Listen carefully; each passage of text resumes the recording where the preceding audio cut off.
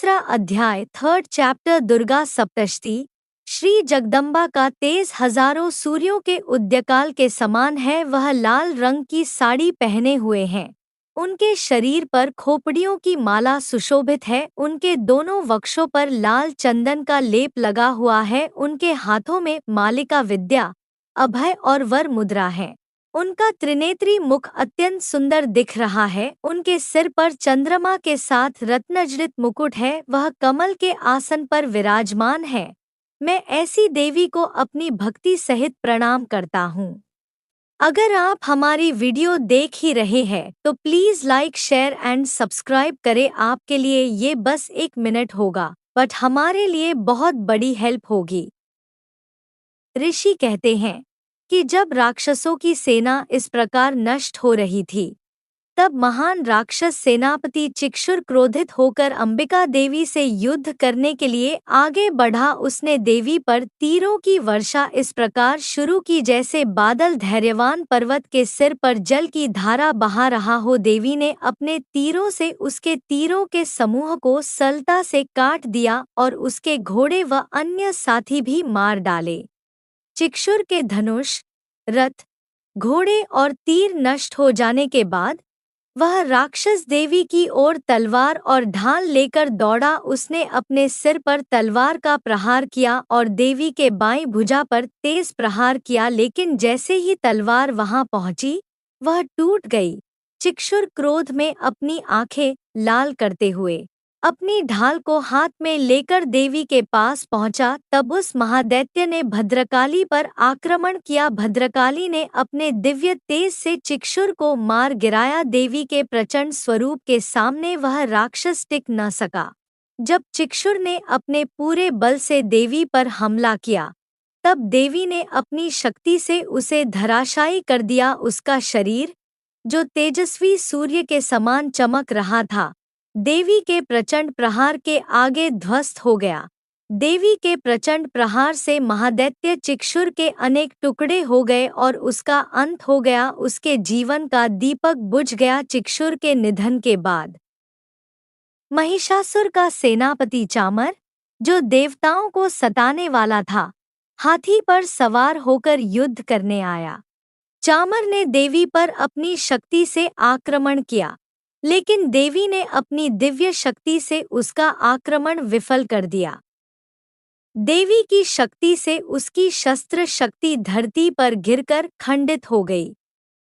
यह देखकर चामर क्रोधित हुआ, परंतु देवी ने उसे भी अपने बाणों से मार गिराया। इसी बीच देवी का सिंह चामर के हाथी के सिर पर कूद पड़ा और पूरी ताकत से उससे युद्ध करने लगा। दोनों के बीच भीषण संग्राम हुआ। अंततः सिंह ने चामर को आकाश में उछाल दिया और गिरने के बाद अपने तेज नखों से उसका सिर धड़ से अलग कर दिया।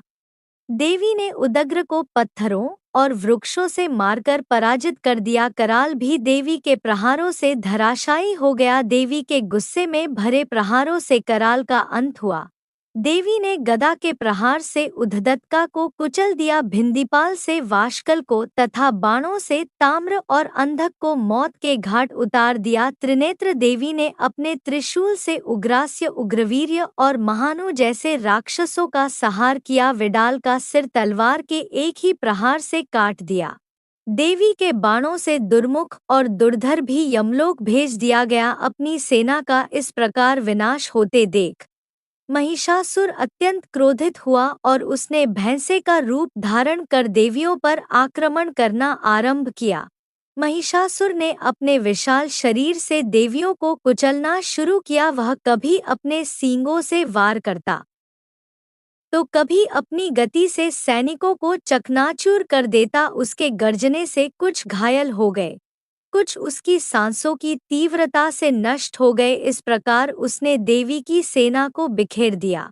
राक्षस महिषासुर ने अपनी प्रचंड शक्ति से महादेव के सिंह पर हमला कर दिया। यह देख देवी जगदम्बा अत्यधिक क्रोधित हो उठीं। दूसरी ओर महिषासुर अपनी शक्तियों का प्रदर्शन करते हुए पृथ्वी को कंपाने लगा। महिषासुर ने अपनी पूंछ से ऊंचे ऊंचे पर्वतों को उखाड़कर फेंक दिया। उसकी गति से पृथ्वी फटने लगी और समुद्र अपने किनारों को तोड़ने लगा। उसकी सींगों की टक्कर से बादल फटने लगे, तेज हवा के झोंकों से पर्वत गिरने लगे। महिषासुर की इस भयंकर शक्ति को देखकर चंडिका देवी ने उसे मारने का दृढ़ संकल्प लिया। उन्होंने उसे पास जाकर घेर लिया और भयंकर युद्ध शुरू हुआ। युद्ध के दौरान महिषासुर ने भैंसे का रूप त्याग कर सिंह का रूप धारण कर लिया। फिर वह राक्षस के रूप में प्रकट हुआ। जैसे ही मां जगदम्बा ने उसका सिर काटने की तैयारी की, वह एक पुरुष के रूप में प्रकट होने लगा। गणों और देवों से परेशान महिषासुर ने अपना रूप फिर से भैंस का बदल लिया और तीनों लोगों को भयभीत करना शुरू कर दिया। इस पर देवी चंडी ने क्रोध में आकर मधुर शहद पीना शुरू कर दिया और अपनी आंखों से लाल होते हुए हंसने लगी। महिषासुर ने देवी चंडी पर सींगों से भारी भरकम पर्वत फेंकने शुरू किए, लेकिन देवी ने अपने बाणों से उन पर्वतों को तोड़ दिया। उनकी आवाज में उग्रता और लालिमा बढ़ रही थी। इसके बाद देवी ने एक घातक छलांग लगाई और महिषासुर को अपने पांव से दबाकर उसकी गर्दन पर अपने बिछुए से प्रहार किया। भले ही देवी ने महिषासुर को दबाया, वह पूरी तरह से हार मानने को तैयार नहीं था। महिषासुर ने दूसरी तरह से देवी के खिलाफ युद्ध जारी रखा, लेकिन देवी ने उसकी पूरी शक्ति और प्रभाव से उसे पराजित कर दिया। अंत में देवी ने अपनी बड़ी तलवार से महिषासुर का सिर काट डाला। महिषासुर का सिर काटते ही उसकी पूरी सेना भाग गई और देवता, देवियाँ और तमाम ऋषिमुनि खुश होकर देवी दुर्गा की पूजा करने लगे। गंधर्वराज ने संगीत की धुनें छेड़ी और अप्सराएं नृत्य करने लगी।